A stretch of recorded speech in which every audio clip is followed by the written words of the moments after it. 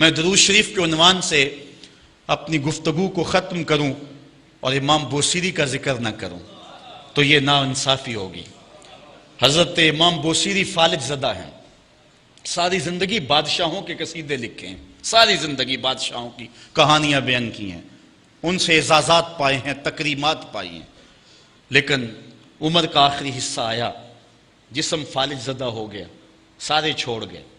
تنہائی، بیماری اور غربت، یہ تین چیزیں اگر اکٹھی ہو جائیں تو ان کو کاٹنا بڑی قیامت ہوتی ہے۔ تنہائی، غربت اور بیماری، یہ تینوں اکٹھی آ گئی حضرت امام بوصیری پہ۔ صحت مند کے سارے گاہک ہوتے ہیں، بیمار پڑ گئے تو کوئی پوچھتا ہی نہیں ہے۔ ایک دن خیال آیا، ساری زندگی شہنشاہوں کے قصیدے لکھے، آج اس کا قصیدہ نہ لکھوں جو کائنات کا دولہ ہے۔ اللہ اکبر، قلم پکڑا، پھر حضور کا قصیدہ لکھا۔ یہ قصیدہ بردہ شریف مکمل کیا۔ رات ہوئی، حضرت امام بوصیری سوئے، آقا کریم علیہ السلام تشریف لائے، اور یہ بات ذہن میں رکھیں، حضور نے ارشاد فرمایا من رآنی فی المنام فقد رآنی فإن الشیطان لا یتمثل بی۔ یہ ابن ماجہ میں 6 طرق سے روایت مروی ہے، ویسے بخاری دیگر کتابوں میں بھی ہے، لیکن ابن ماجہ حجم کے اعتبار سے چھوٹی کتاب ہے، اس میں بھی 6 مرتبہ یہ روایت ہے، باقیوں میں تو بہت مرتبہ یہ روایت آئی ہے۔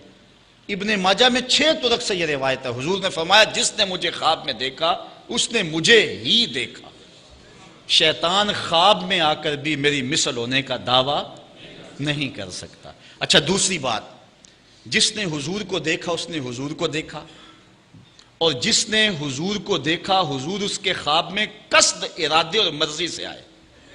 میں کسی کے خواب میں جاؤں، آپ کسی کے خواب میں آئیں، نہ آپ کو پتہ ہوتا ہے نہ مجھے پتہ ہوتا، مجلس سجی ہے، میں گفتگو کر رہا ہوں، اٹھ کے آپ چلے جائیں گے، جا کے سو جائیں، میں خواب میں دوبارہ گفتگو کرتا ہوا پایا جاؤں، مجھے آپ اٹھ کے فون کرے جناب آج خواب میں آئے تھے، تو مجھے تو نہیں پتہ ہوگا، یا آپ کو میں دیکھ لوں دوبارہ تو آپ کو علم نہیں ہوگا۔ لیکن حضور جس کے خواب میں جائیں قصد، ارادے اور مرضی سے جاتے ہیں۔ تیسری بات، خواب میں کسی کو کچھ کوئی دے تو وہ محض خواب ہوتا ہے۔ لاٹری نکل آئی، کروڑ پتی بن گیا، صبح اٹھیں گے تو کروڑ پتی ہوں گے یا کنگال ہوں گے؟ وہ کیا کسی نے کہا تھا 100 بار میرے ہاتھوں میں تیرا دامن آیا، جب آنکھ کھلی تو اپنا ہی گرے باں تھا۔ کچھ نہیں ہوتا، خواب خواب ہوتا ہے، لیکن حضور کو اگر کوئی خواب میں دیکھے اور حضور کچھ عنایت کریں تو وہ محض خواب نہیں ہوتا۔ حضرت شاہ ولی اللہ محدث دہلوی فرماتے ہیں میرے والد شاہ عبد الرحیم نے خواب میں انہوں نے حضور کو دیکھا تو آقا کریم علیہ السلام نے اپنے 2 منہ مبارک ان کو عطا کیے۔ کہتے ہیں جب اٹھے تو دیکھا کہ منہ مبارک نہیں تھے، تو پھر ان کی کیفیت وہی ہو گئی، اور پھر حضور خواب میں ملے، فرمایا کہ ہم نے تیرے سرہانے کے نیچے رکھ دیے۔ تو کہتے ہیں کہ وہ 2 بال حضرت شاہ ولی اللہ محدث دہلوی فرماتے ہیں ان کی علامت یہ تھی کہ وہ صندوق میں ہم رکھتے تھے، جب اس کو دھوپ میں لے کے نکلتے بدلی سایہ کیا کرتی تھی، اور فرماتے ہیں کہ جب وراثت تقسیم ہوئی تو 1 بال میرے حصے میں آیا، حضور کا منہ انور، حضور کا منہ مبارک۔ تو جس نے حضور کو خواب میں دیکھا حضور کو ہی دیکھا، حضور قصد سے آئے، جو دیا حقیقت میں دیا۔ اور چوتھی بات، وہ بخاری کی روایت ہے، حضور فرمایا من رآنی فی المنام فسیرانی فی الیقظہ، جس نے مجھے خواب میں دیکھا ان قریب جاگتے بھی دیکھ لے گا۔ شارحین لکھتے ہیں ساری زندگی نہ دیکھ سکا، جب روح نکل رہی ہوگی رخ محبوب سامنے ہوگا، اور اگر اس وقت حضور کا دیدار ہو جائے تو اور چاہیے بھی کیا، سوکھا نکلے سا ظہوری جے ویخ لواں مکھ تیرا، اگر اس وقت حضور کا دیدار ہو جائے تو اور کیا چاہیے۔ تو حضرت امام بوصیری کہتے ہیں کہ میں سویا مقدر جاگا، حضور تشریف لائے، فرمایا بوصیری جو قصیدہ لکھا ہے وہ سناؤ تو صحیح۔ تو انہوں نے وہ مشہور قصیدہ مولا یصلی وسلم دائماً ابدا، وہ قصیدہ حضور کی خدمت میں پیش کیا۔ تو آقا کریم علیہ السلام نے اپنا دست شفا ان کے بدن پہ پھیرا، اور حضور نے اپنی چادر اتار کر کے حضرت امام بوصیری کو دے دی۔ بردہ عربی میں کہتے ہیں جو ہے وہ چادر کو، اسی لیے اس قصیدے کو قصیدہ بردہ کہتے ہیں، وہ قصیدہ جس کی جزا میں چادر عنایت ہوئی تھی۔ حضرت امام بوصیری جب اٹھے تو بالکل ٹھیک تھے، چادر اوڑی اور مسجد میں نماز پڑھنے کے لیے جا رہے ہیں۔ راستے میں ایک درویش کھڑا تھا، کہا بوصیری رات والا قصیدہ تو سناؤ جو تم نے لکھا ہے۔ حضرت بوصیری کہتے ہیں میں نے لکھا تھا اور کسی کو پتہ نہیں تھا. میں نے کہا کون سا قصیدہ؟ کہنے لگے بھولے نہ بنو جو حضور کو سنایا تھا. کہنے لگے کہ میں نے کہا کہ تجھے کیسے پتہ ہے؟ کہا بتاؤں یہ چادر کون سی ہے؟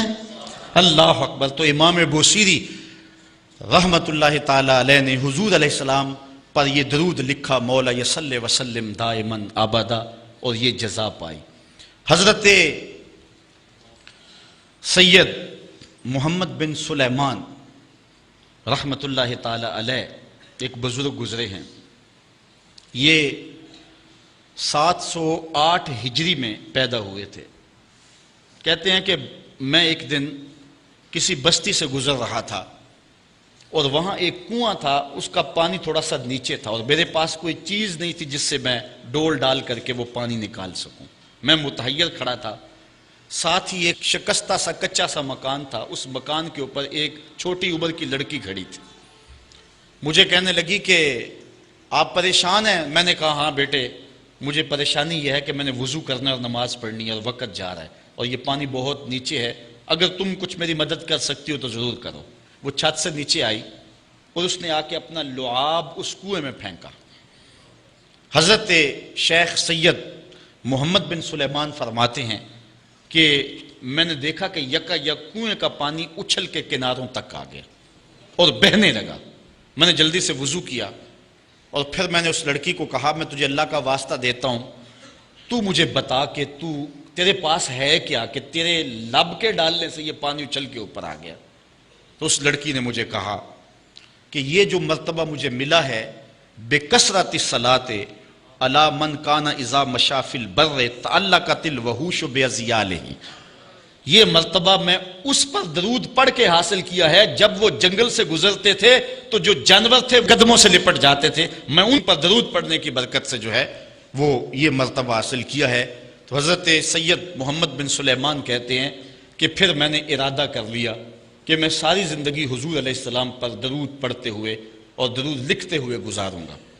پھر انہوں نے مشہور زمانہ کتاب جس کو اہل علم اور اہل تصوف دلائل الخیرات کے نام سے جانتے ہیں، جس کی متعدد شروحات بھی لکھی گئی، وہ کتاب انہوں نے تصنیف کی. اور اس کتاب کی خصوصیت یہ ہے کہ جو شخص اس کتاب کو باقاعدگی کے ساتھ پڑھے اس کو حضور کا دیدار نصیب ہوتا ہے. اور اس کتاب کو پڑھنے والے، میں نے ایک روایت میں پڑھا ہے کہ جو شخص حضور علیہ السلام پر کثرت سے درود پڑھے اللہ تعالیٰ اس درود کی برکت سے اسے تو نوازتا ہے، اس کی اولاد کو اور اس کی اولاد کی اولاد کو، یعنی اس کی نسلوں کو بھی ثواب دیتا ہے. تو حضرت سید محمد بن سلیمان نے یہ کتاب لکھ کر کے درود کی زمانے پر احسان کیا، اور آج تک بالخصوص علماء روم کا عمل اس کے اوپر جو ہے وہ کثرت کے ساتھ ہے. لیکن یہاں بھی جو ہے وہ ہمارے بر صغیر پاک و ہند میں بھی دلائل الخیرات پر لوگوں کے بہت زیادہ عمل ہے. میرے والد گرامی اللہ ان کی قبر پہ کروڑوں رحمت نازل فرمائے، انہوں نے 37 سال تک بلا ناغہ دلائل الخیرات کا وظیفہ کیا ہے. اور یہ جو کچھ بھی ہے وہ کیا کسی نے کہا تھا میں جو کچھ بھی ہوں ان کی توجہ کا روپ ہوں، میری زندگی تیرے پیار کا انعام ہی تو ہے. تو یہ سارا فیضان یہ درود شریف کا فیضان ہے جو دروس قرآن کی صورت میں آپ دیکھ رہے ہیں.